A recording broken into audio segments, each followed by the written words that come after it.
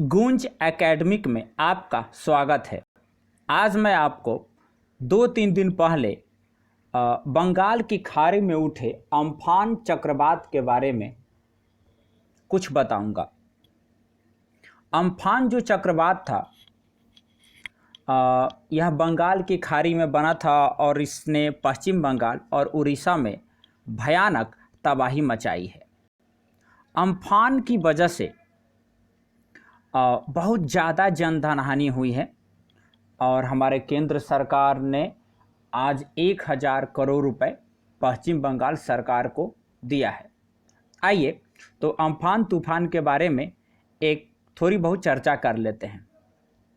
यह सबसे ज़्यादा प्रभावित किया है उड़ीसा और पश्चिम बंगाल को। सबसे ज़्यादा प्रभावित क्षेत्र रहा है पश्चिम बंगाल। जनधन हानि, तो जो जनधन हानि है वो न्यूनतम हुई है। ये क्यों हुई है न्यूनतम? तो मौसम विभाग के सटीक पूर्वानुमान और एनडीआरएफ के जवानों की वक्त पर जो तैनाती हुई उसकी वजह से जनधन हानि कम हुई है और यह हमारे लिए अच्छी बात है। राष्ट्रीय संकट प्रबंधन समिति एनसीएमसी, जिसके अध्यक्ष राजीव गौबा हैं, वो इन मामलों को देखते हैं और हमारे जो एनडीआरएफ के जो प्रमुख हैं उनका नाम है एसएन प्रधान। कभी कभी पीटी में यहाँ से भी प्रश्न बन सकते हैं, इसलिए मैंने ये आपको बताना आवश्यक समझा। हमारे प्रधानमंत्री ने आज पश्चिम बंगाल का दौरा किया और वहाँ की स्थिति देखने के बाद पश्चिम बंगाल सरकार को यानी ममता बनर्जी सरकार को 1000 करोड़ रुपए आर्थिक सहायता दी है। जो अभी तक जानकारी है, पश्चिम बंगाल में लगभग 80 लोग मारे गए हैं और उड़ीसा में भी 10 से 12 लोग मारे गए हैं। ये दुखद है। यह जो तूफान था यह 20 मई को लैंडफॉल हुआ था, यानी तट से टकराया था। और अम्फान तूफान जब तट से टकराया था तो इसकी स्पीड 180 किलोमीटर पर आवर थी। अगर इसकी कैटेगरी की बात की जाए तो यह एक सुपर साइक्लोन था। सुपर साइक्लोन कैटेगरी का था और इसका अम्फान नाम दिया था थाईलैंड ने। वैसे थाईलैंड में इस तूफान को उम्पुन कहा जाता है। क्या कहा जाता है? उम्पुन। थाईलैंड में इसे उम्पुन कहा जाता है। अगर पहले से अगर तुलना की जाए कि क्या पहले भी इस तरीके का कोई तूफान आया है, तो आज से 20 वर्ष पहले 1999 में उड़ीसा में तूफान आया था जिसमें 15,000 के आसपास लोग मारे गए। लेकिन अभी जो 20 तारीख को जो तूफान आया, उस तूफान से सबसे ज़्यादा जो प्रभावित जिला और क्षेत्र था वो रहा है उत्तर 24 परगना, दक्षिणी 24 परगना, मिदनापुर और कोलकाता। अगर तूफान की स्थिति की बात की जाए कि यह कहाँ पर स्थित था, तो यह था पश्चिम मध्य बंगाल की खाड़ी के ऊपर, पारादीप से 250 किलोमीटर दक्षिण, दीघा से 540 किलोमीटर दक्षिण दक्षिण पश्चिम और बांग्लादेश खेपुपारा से 700 किलोमीटर दक्षिण दक्षिण में यह स्थित था।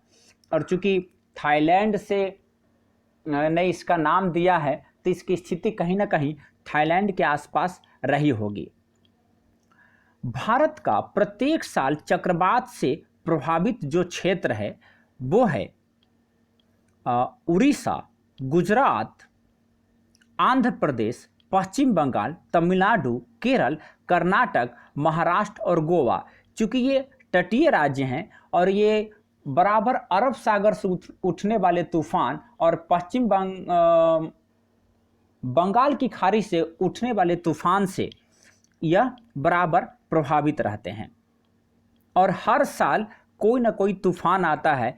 आमतौर पर जून में आता है कोई तूफान, लेकिन इस बार यह तूफान मई में ही दाखिल हो गया और उसने तबाही मचाई है।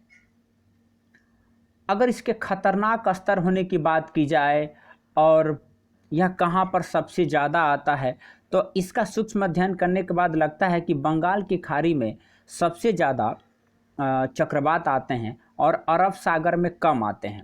और खतरनाक की बात की जाए तो बंगाल की खाड़ी में जो चक्रवात आता है वो ज़्यादा खतरनाक होता है और अरब सागर वाला थोड़ा कम खतरनाक होता है। बंगाल की खाड़ी में 86% के आसपास और अरब सागर के में 14% के आसपास तूफान आए हैं। यह मैं 120 साल के अनुमान के आधार पर यह चीज़ बता रहा हूँ।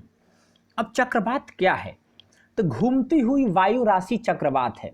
अब चक्रवात को थोड़ा डिटेल में समझने का प्रयास करते हैं। गर्म इलाके के समुद्र में मौसम की गर्मी से हवा गर्म होकर अत्यंत कम वायुदाब का क्षेत्र बनाती है।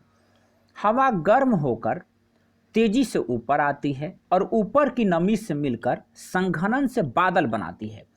इस वजह से बने खाली जगह को भरने के लिए नम हवा तेजी से नीचे जाकर ऊपर आती है।